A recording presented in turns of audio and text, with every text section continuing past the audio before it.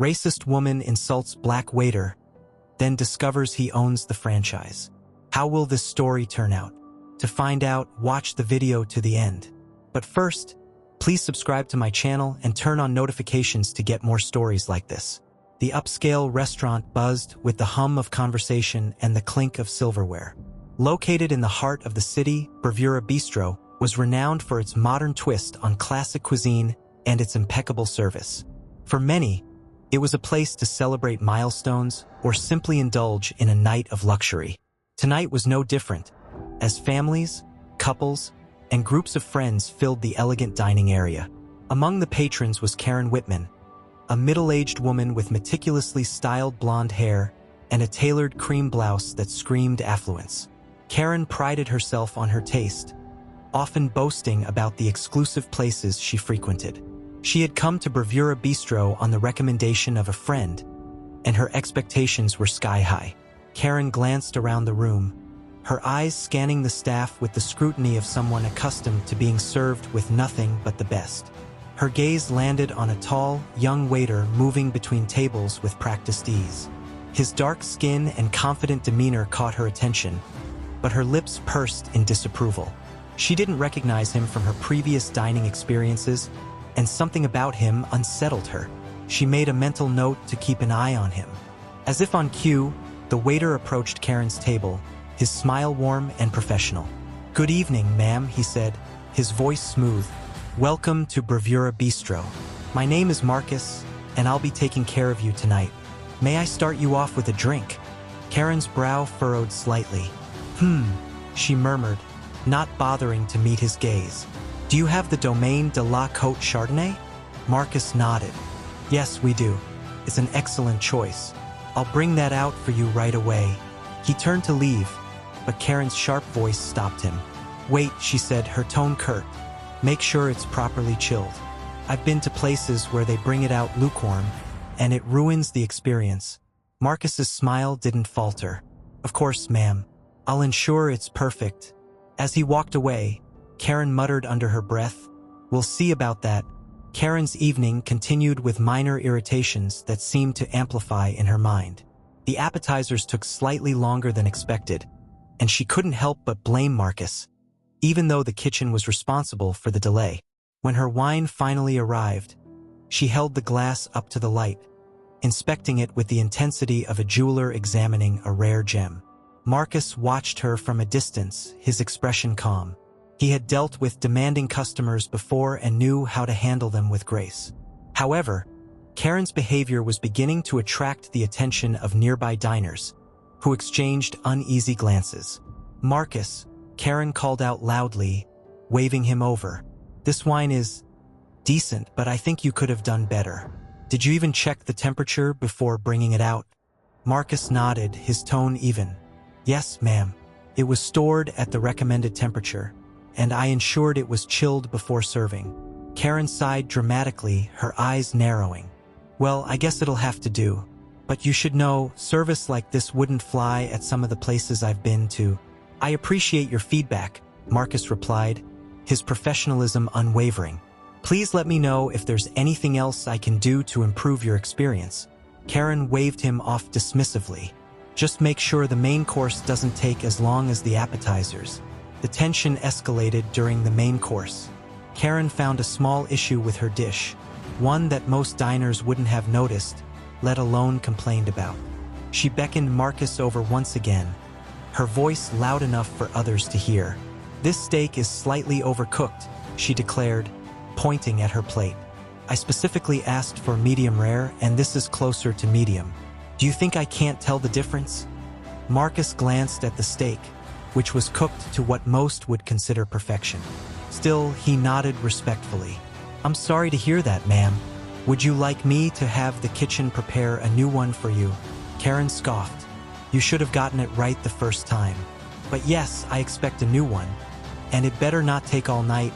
"I'll take care of it immediately," Marcus assured her. As he carried the plate back to the kitchen, Karen leaned back in her chair, her arms crossed. Honestly, you'd think they'd hire people who know what they're doing. At a nearby table, an older couple exchanged glances, their expressions a mix of disbelief and discomfort. It was clear to anyone paying attention that Karen's complaints had more to do with her attitude than any genuine issues. Back in the kitchen, Marcus relayed Karen's feedback to the chef, who sighed but nodded. "She's been a handful all night, hasn't she?" the chef remarked. Marcus shrugged. "It's part of the job. I'll handle it." He returned to Karen's table with the new steak, presenting it with the same care and attention he had shown throughout the evening. "Here you are, ma'am," he said. "I hope this meets your expectations." Karen prodded the steak with her fork, her expression skeptical. After a moment, she took a bite and gave a small, begrudging nod. "It's better," she admitted. "But I shouldn't have had to wait this long for something so basic." "I understand," Marcus replied, his tone patient. "Please let me know if there's anything else I can do for you." Karen didn't respond, instead turning her attention back to her plate. As Marcus walked away, she muttered just loud enough for him to hear, "Unbelievable." As the evening wore on, Karen's behavior became increasingly difficult to ignore. Her complaints grew louder, her criticisms more cutting. Other diners began to whisper among themselves, their eyes darting toward her table. Some shook their heads in disapproval, while others glanced at Marcus with sympathy. At one point, Karen demanded to speak with the manager. "This level of incompetence is unacceptable," she declared. "I don't care how busy it is. When I'm paying this much, I expect perfection." Marcus nodded calmly. "I'll let the manager know, ma'am. Please excuse me for a moment." He stepped away, leaving Karen to stew in her indignation. Little did she know, Marcus wasn't going to fetch the manager. He was the manager. In fact, he was more than that. Marcus was the owner of Bravura Bistro, a fact he rarely advertised to avoid making his staff or patrons feel uncomfortable. Marcus took a moment to collect himself before returning to Karen's table. This was not the first time he had encountered a customer like her, and he knew how to handle the situation with dignity. "Good evening again, ma'am," Marcus said as he approached. "I understand you'd like to speak with the manager." Karen's eyes narrowed. "Yes, I would. Where is he?" Marcus met her gaze, his expression composed. "You're speaking to him. I'm the owner of Bravura Bistro." For a moment, Karen's face froze in shock. The color drained from her cheeks, and her mouth opened as if to speak, but no words came out. The realization hit her like a freight train. The man she had spent the entire evening belittling and insulting was not just a waiter. He was the one in charge. Karen's initial shock at Marcus's revelation quickly turned into a mix of embarrassment and indignation.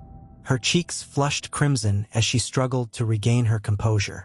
She had spent the entire evening belittling him, and now she realized she had grossly underestimated the man standing before her. "You're the owner," she stammered, her voice faltering. "That's correct, ma'am," Marcus said, his tone even. "I oversee all operations here at Bravura Bistro." Karen's eyes darted around the room, catching the curious glances of nearby diners. She could feel their judgment, their silent condemnation of her behavior. Determined not to lose face, she straightened her posture and forced a tight smile. "Well, I didn't realize," she said, her voice strained. "But you should still know that the service tonight has been far below the standard I expect." Marcus didn't flinch. "I understand, and I apologize if your experience didn't meet your expectations. Our goal is always to provide the highest level of service, and I'll personally ensure that any issues are addressed." Karen nodded stiffly, unsure of how to respond. She felt cornered, exposed. The confidence she had wielded so freely earlier in the evening now seemed like a fragile shield, threatening to crack under the weight of her own actions. As Marcus walked away to attend to another table, Karen sat in silence, her appetite suddenly gone. She glanced around the room, noticing how other diners were still sneaking glances at her. The realization that her behavior had been on full display for everyone in the restaurant made her stomach churn. At a nearby table, a young couple exchanged hushed words, their expressions a mixture of amusement and disapproval. Karen's discomfort grew as she overheard snippets of their conversation. "Can you believe her?" the woman whispered. "She's been awful all night." The man shook his head.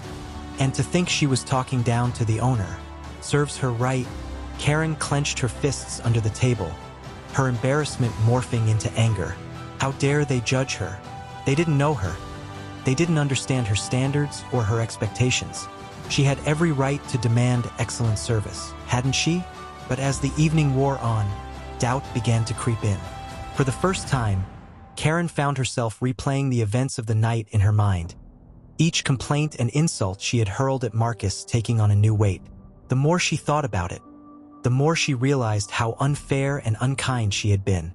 Meanwhile, Marcus continued to manage the restaurant with his usual professionalism, greeting new diners and checking in with tables to ensure their meals were satisfactory. Despite Karen's behavior, he remained calm and composed, refusing to let her negativity affect the atmosphere of the bistro. One of his staff members, a young waitress named Emily, approached him during a brief lull in the evening. "Marcus, I don't know how you do it," she said, her voice low. "If someone had talked to me the way she talked to you, I don't think I could have kept my cool." Marcus smiled gently. "It's not always easy," he admitted, "but I've learned that responding with kindness and patience usually goes further than reacting with anger. People like her, they're often dealing with their own issues and sometimes they project that onto others." Emily nodded thoughtfully. "Still, you handled it way better than I could have. You're a good example for the rest of us." "Thanks, Emily," Marcus said. "Just remember, no matter how someone treats you, your response is your choice." As the night wound down, Karen found herself grappling with an unfamiliar feeling: guilt. It gnawed at her, forcing her to confront the reality of her behavior. She had come to the restaurant expecting to be treated like royalty, but instead, she had spent the evening berating a man who had shown her nothing but grace and professionalism. When Marcus returned to her table to present the check, Karen hesitated, unsure of what to say. She wanted to apologize, but the words felt heavy, difficult to form. Instead, she handed him her credit card with a forced smile. "Thank you," Marcus said politely, taking the card and walking away. Karen watched him go, her heart sinking. She knew she had missed an opportunity to make things right, and the weight of her actions lingered as she prepared to leave. Just as Karen was gathering her belongings, Marcus returned with her receipt. He handed it to her with the same calm demeanor he had maintained all evening.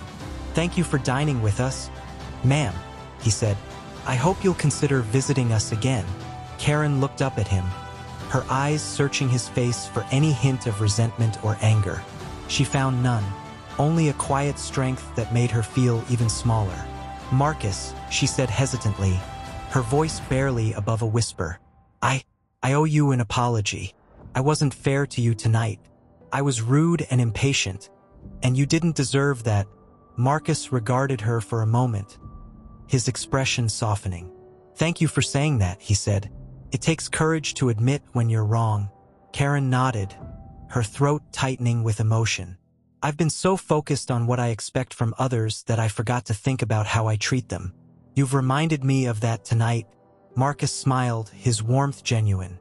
"We all have our moments. What matters is what we learn from them." Karen felt a small sense of relief at his words, though the guilt still lingered. "Thank you," she said again, her voice steadier this time. "And I really mean it." With that, she gathered her things and left the restaurant, her steps slower than before. As she walked to her car, she couldn't help but reflect on the evening and the lessons it had taught her. For the first time in a long while, Karen felt the stirrings of change. An opportunity to be better, to do better. Inside the bistro, Marcus watched Karen leave, a quiet satisfaction settling over him. It wasn't the first time he had encountered someone like her, and it wouldn't be the last. But he took comfort in knowing that even the smallest moments of kindness could leave a lasting impact. As the staff began to close up for the night, Emily approached Marcus again, a curious look on her face. "Do you think she'll actually change?" she asked. Marcus shrugged, his smile faint. "That's up to her. But sometimes all it takes is a little nudge in the right direction." Emily nodded, her admiration for Marcus growing. "Well, if anyone could give her that nudge, it's you." Marcus chuckled softly. "Let's just hope she remembers it." The drive home was unusually quiet for Karen. Normally, She would listen to upbeat music or make a phone call to share her thoughts on the restaurant she had visited. Tonight, however, she found herself lost in thought, the weight of her actions pressing heavily on her chest. She replayed the events of the evening in her mind, wincing at the memory of her sharp tone and haughty remarks. How could she have been so blind? Marcus had been nothing but professional and courteous, even when she had treated him with disdain. And then to discover that he wasn't just a waiter, but the owner of the entire franchise. It was a humbling revelation. As she pulled into her driveway, Karen realized that her behavior wasn't an isolated incident. Over the years, she had grown accustomed to demanding perfection from others while offering little grace in return. Her friends often joked about her high standards, but tonight, those standards felt more like a shield she had used to hide her own insecurities. The next morning, Karen woke up feeling restless. The guilt from the previous night still lingered, and she knew she couldn't simply move on without addressing it. She decided to take a walk through her neighborhood, hoping the fresh air would help clear her mind. As she strolled down the tree-lined streets, she thought about Marcus and the strength he had shown in the face of her behavior. His calm demeanor and refusal to retaliate had left a deep impression on her. It was a stark contrast to how she had handled herself, and for the first time in a long while, Karen felt the urge to change. Halfway through her walk, Karen made a decision. She would return to Bravura Bistro, not as a customer, but to express her gratitude and make amends. It wasn't enough to apologize in the moment. She wanted to show Marcus that she truly understood the impact of her actions. Later that afternoon, Karen walked into a local florist shop, her eyes scanning the colorful arrangements that filled the space. She selected a bouquet of vibrant sunflowers, their cheerful yellow petals a symbol of the change she hoped to embrace. Along with the flowers, she picked up a thank you card, carefully choosing her words as she wrote, "Dear Marcus, I want to sincerely apologize for my behavior during my visit to Bravura Bistro. I was rude and unfair, and you showed me a kindness I didn't deserve. Your professionalism and grace have inspired me to reflect on how I treat others, and for that, I'm truly grateful. Thank you for the lesson you've taught me. I won't forget it. Sincerely, Karen Whitman." Satisfied with the note, Karen tucked it into an envelope and attached it to the bouquet.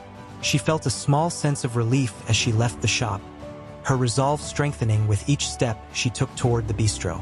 When Karen arrived at Bravura Bistro, the restaurant was in the midst of its late afternoon lull. A few tables were occupied, but the atmosphere was calm and quiet. Karen hesitated for a moment before stepping inside, clutching the bouquet tightly in her hands. Emily, the waitress who had spoken with Marcus the night before, was the first to notice Karen. Her brows lifted in surprise as she approached. "Good afternoon," she said politely. "Can I help you with something?" Karen offered a nervous smile. "I'm here to see Marcus. Is he available?"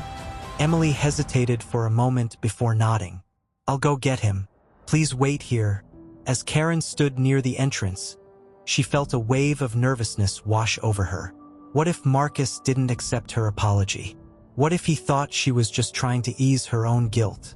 She took a deep breath, reminding herself that this wasn't about seeking forgiveness. It was about taking responsibility. A few moments later, Marcus appeared, his expression curious as he approached. "Ms. Whitman," he said, his tone neutral. "What brings you back to Bravura Bistro?" Karen held out the bouquet, her cheeks flushing slightly. "I wanted to apologize properly," she said. "Last night, I behaved terribly, and you handled it with more grace than I deserved. I've been thinking about it a lot, and I realized I owe you more than just an apology. I owe you my gratitude." Marcus's expression softened as he accepted the flowers and the card. "Thank you," he said quietly. "That means a lot." Karen smiled, her nerves beginning to ease. "You taught me a valuable lesson, Marcus. I've spent so much time focusing on what I expect from others that I forgot to think about how I treat them. I'm going to do better. I promise." Marcus nodded, a faint smile tugging at his lips. "It takes courage to admit when you're wrong, Ms. Whitman. And it means a lot that you came back to say this." As Karen left the bistro, she felt a sense of peace she hadn't experienced in a long time. The act of apologizing and expressing gratitude had lifted a weight from her shoulders, and she felt hopeful about the changes she wanted to make in her life. Inside the restaurant, Marcus placed the bouquet on the counter, the bright sunflowers standing out against the sleek, modern decor. Emily approached, her eyes widening as she read the card attached to the flowers. "She came back to apologize?" Emily asked, her tone incredulous. Marcus nodded. "She did, and it takes a lot to do that." Emily smiled, shaking her head in amazement. "You really have a way of bringing out the best in people, Marcus." Marcus chuckled softly.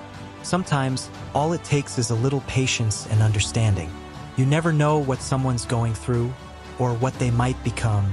Karen's visit to the bistro marked the beginning of her transformation. For years, she had been quick to judge others, holding them to impossible standards while rarely examining her own actions. But her experience with Marcus had opened her eyes, forcing her to confront the flaws in her behavior. Determined to change, Karen began taking small but meaningful steps to become a better person. At work, Karen's colleagues noticed a difference almost immediately. She had always been known for her sharp tongue and high expectations, but now, she approached interactions with patience and empathy. When a junior employee made a mistake on a report, instead of snapping, Karen offered constructive feedback and guidance. "Everyone makes mistakes," she said with a reassuring smile. "What matters is how we learn from them." The young employee, stunned by Karen's kindness, thanked her profusely. As Karen walked back to her desk, she realized how much lighter she felt when she chose compassion over criticism. Outside of work, Karen's relationships also began to shift. She made an effort to reconnect with old friends, some of whom she had distanced herself from due to minor disagreements. She reached out to her neighbor, an elderly woman named Mrs. Henderson, who lived alone and often struggled with errands. "Let me know if you ever need help with groceries or anything else," Karen said during one of their conversations. "I'd be happy to lend a hand." Mrs. Henderson's face lit up with gratitude. "Thank you, dear. That means more than you know." Karen found joy in these small acts of kindness, and as the weeks went by, she felt a growing sense of fulfillment. For the first time in years, she was focusing on others instead of herself, and it was changing her life for the better. Meanwhile, at Bravura Bistro, Marcus continued to lead his team with the same grace and professionalism that had inspired Karen's transformation. The restaurant thrived under his leadership, earning rave reviews from critics and customers alike. Marcus remained humble, always attributing the success to his dedicated staff and the supportive community. One evening, as the restaurant buzzed with activity, Marcus noticed a familiar face at one of the tables. It was Karen, sitting alone with a thoughtful expression as she studied the menu. She looked different, more relaxed, more approachable. Marcus walked over to her table, a warm smile on his face. "Good evening, Ms. Whitman," he said. "It's nice to see you again." Karen looked up, her face breaking into a genuine smile. "Hello, Marcus. I thought I'd stop by for dinner. I've been meaning to try some of the dishes I didn't get to last time." "Well, you're in for a treat," Marcus said. "I'll make sure you have a wonderful experience." As the evening progressed, Karen found herself truly enjoying her time at the bistro. The food was exquisite, and the atmosphere was lively yet welcoming. But what stood out most to her was the way Marcus interacted with his staff and customers. He treated everyone with respect and kindness, creating an environment that felt like a second home. When Marcus stopped by her table toward the end of the meal, Karen couldn't help but express her admiration. "You've built something really special here," she said. "It's more than just a restaurant. It's a place where people feel valued." Marcus nodded, his expression thoughtful. "That's always been the goal. Food brings people together, but it's the connections we make that truly matter." Karen smiled, feeling a deep sense of respect for Marcus. "You're an incredible leader, Marcus. Thank you for teaching me that." Over time, Karen and Marcus developed a unique friendship. Karen often visited the bistro not just for the food, but for the sense of community she found there. She volunteered to help with charity events hosted by the restaurant, contributing her time and resources to support local causes. Through these experiences, Karen discovered a new sense of purpose. One evening, During a fundraiser for a local food bank, Karen and Marcus found themselves standing together near the entrance, watching the event unfold. The restaurant was filled with laughter and conversation as guests enjoyed the evening while raising money for a good cause. "You've really turned things around," Marcus said, glancing at Karen with a smile. "It's inspiring to see." Karen laughed softly. "Coming from you, that means a lot. But honestly, I owe so much of this to you. You showed me the kind of person I wanted to be." Marcus shook his head. "You had it in you all along. Sometimes we just need a little push to see it." As the night came to a close, Karen reflected on how much her life had changed since that fateful evening at Bravura Bistro. She thought about the lessons she had learned, the relationships she had mended, and the joy she had found in helping others. Most of all, she thought about Marcus and the quiet strength he had shown in the face of her worst behavior. Karen knew she still had a long way to go, but she also knew she was on the right path. And for the first time in years, she felt truly at peace. Karen's involvement with Bravura Bistro deepened as time went on. She continued to volunteer at the restaurant's community events, and her friendship with Marcus blossomed into one of mutual respect and admiration. Karen found herself looking forward to their conversations, where they would exchange ideas, share stories, and discuss ways to make a difference in the world. One day, as they sat in the bistro's cozy back office, Karen brought up an idea that had been on her mind. "Marcus," she began, her tone thoughtful, "have you ever considered starting a mentorship program here? Something that could help young people gain skills and confidence while working in a supportive environment." Marcus leaned back in his chair, his eyes lighting up. "That's a great idea," he said. "We've always tried to create an inclusive space here, but a mentorship program could take it to the next level. It could be a way to give back to the community and help shape the next generation." Karen smiled, feeling a spark of excitement. "Exactly. And I'd love to help you set it up if you're interested." "Absolutely," Marcus said with a nod. "Let's do it." Over the next few months, Karen and Marcus worked tirelessly to bring the mentorship program to life. They partnered with local schools and community organizations to identify young people who could benefit from the opportunity. The program offered hands-on training in various aspects of the restaurant business, from cooking and customer service to management and teamwork. The response was overwhelmingly positive. Dozens of students applied to join the program, eager to learn from Marcus and his team. Karen took on the role of coordinator, using her organizational skills to ensure everything ran smoothly. She found immense joy in seeing the participants grow in confidence and skill, and she felt a deep sense of fulfillment knowing she was contributing to something meaningful. One of the most memorable moments of the program came during a special event at the bistro, where the Ments were given the opportunity to showcase what they had learned. The restaurant was packed with family members, friends, and community leaders, all eager to support the young participants. Karen stood near the entrance, greeting guests and directing them to their tables. As she watched the Ments work with poise and professionalism, she couldn't help but feel a swell of pride. "You've done something incredible here," Marcus said, joining her by the entrance. "This program wouldn't have been possible without you." Karen shook her head, her smile warm. "This was your vision, Marcus. I just helped bring it to life." "Well, you've made a huge impact," Marcus said. "And I know the kids appreciate everything you've done for them." As the evening went on, Karen found herself reflecting on how far she had come since her first visit to Bravura Bistro. She thought about the woman she had been back then, entitled, impatient, and quick to judge. And she thought about the woman she was becoming, someone who valued kindness, connection, and growth. When the event came to an end, one of the Ments, a shy teenager named Alex, approached Karen with a small gift. It was a handwritten thank you note, tucked inside a beautifully decorated envelope. "Ms. Whitman," Alex said, his voice trembling slightly, "I just wanted to say thank you for everything you've done for us. This program has changed my life." Karen accepted the note with tears in her eyes. "Thank you, Alex," she said softly. "It's been an honor to be part of your journey." The mentorship program became a cornerstone of Bravura Bistro's mission, earning recognition from local and national organizations. Karen and Marcus were invited to speak at conferences and events, sharing their story and inspiring others to create positive change in their communities. At one such event, Karen stood on stage beside Marcus, addressing a packed audience of business leaders and educators.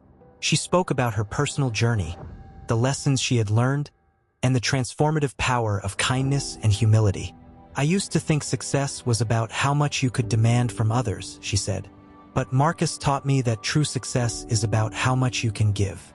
It's about creating opportunities, building connections, and lifting others up." The audience erupted into applause, and Karen felt a deep sense of gratitude for the path she was now on. She had found her purpose, and it was more fulfilling than anything she could have imagined. After the event, Karen and Marcus shared a quiet moment backstage, reflecting on their journey. "I can't thank you enough," Karen said, her voice filled with emotion. "You've not only changed my life, you've given me a new purpose." Marcus smiled, his eyes warm. "You've done the same for me, Karen. This partnership has been one of the most rewarding experiences of my life." Karen laughed softly. "I guess it's true what they say. Life has a funny way of teaching us what we need to learn." Marcus nodded. "And sometimes, it takes an unexpected encounter to open our eyes to what really matters." Months turned into years, and the mentorship program flourished under the guidance of Karen and Marcus. Bravura Bistro became more than just a restaurant. It was a hub of opportunity and transformation. The program helped countless young people gain skills, confidence, and a sense of purpose. Many of them went on to achieve incredible things, crediting their time at the bistro as a turning point in their lives. Karen's own transformation continued to unfold. Her newfound purpose brought her a deep sense of joy, and she became a pillar of the community. She frequently volunteered her time, collaborated with local organizations, and mentored young professionals who were just starting their journeys. Her friends and family marveled at the change they saw in her, and Karen herself felt a peace she had never known before. One evening, as the bistro celebrated its annual anniversary, Marcus gathered the staff, ments, and regular customers for a special dinner. The event was a reflection of everything the restaurant stood for: community, connection, and growth. Karen stood at the back of the room, watching the celebration with a warm smile. She felt a tap on her shoulder and turned to see Marcus holding a glass of champagne. "I wanted to thank you," Marcus said, his voice sincere, "for everything you've done, not just for the program but for this community. You've made such a difference." Karen accepted the glass, her smile widening. "You're the one who showed me the way, Marcus. Without you, none of this would have happened." Marcus chuckled. "I think we've both learned a lot from each other." They raised their glasses in a toast, the clinking sound a small but meaningful symbol of their shared journey. As the night went on, Karen found herself in conversation with several of the program's alumni. One of them, a young woman named Mia, shared her story of how the mentorship program had changed her life. "I was so lost before I came here," Mia said, her voice trembling with emotion. "But this place gave me a second chance. It gave me hope, and I'll never forget that." Karen felt tears well up in her eyes as she listened. These moments, she realized, were what made everything worthwhile. The impact of her actions, no matter how small, rippled out into the world in ways she could never have imagined. The evening ended with Marcus addressing the crowd, his words a testament to the journey they had all been a part of. "This restaurant has always been about more than just food," he said. "It's about the people who walk through these doors, the connections we make, the lives we touch. And tonight, I want to thank each and every one of you for being part of this story." The room erupted into applause, the energy electric. Karen stood among the crowd, clapping and cheering with genuine pride. For the first time in her life, she felt truly connected to something bigger than herself. As Karen drove home that night, she reflected on the twists and turns that had brought her to this moment. Her mind wandered back to that fateful evening when she had first met Marcus, her entitled attitude masking her own insecurities. She thought about the lessons she had learned since then, the importance of humility, the power of kindness, and the value of lifting others up. Karen smiled to herself, feeling a sense of fulfillment she had never known before. She knew she still had much to learn and much to give, but she was ready for whatever came next. Years later, Karen and Marcus were invited to a national conference on leadership and community building. They shared their story on stage, recounting the lessons they had learned and the incredible journey they had taken together. The audience listened intently, inspired by the transformative power of compassion and understanding. During the Q&A session, a young man in the audience stood up and asked, "If you could go back and change anything about your journey, would you?" Karen glanced at Marcus, her smile warm and knowing. "No," she said, "because every mistake, every misstep, led us to where we are today. And I wouldn't trade that for anything." Marcus nodded in agreement. Growth doesn't happen without challenges. And sometimes, the most difficult moments are the ones that teach us the most. The audience erupted into applause, the room filled with energy and hope. As Karen and Marcus left the stage, they shared a quiet moment together, reflecting on the impact of their story. "You know," Karen said, her voice tinged with emotion, "I used to think success was about how much you could achieve on your own. But you've shown me that real success is about how much you can achieve together." Marcus smiled. "And you've shown me that it's never too late to change. For ourselves and for others." They walked out of the conference hall, side by side, ready to continue their journey of growth, connection, and making the world a better place.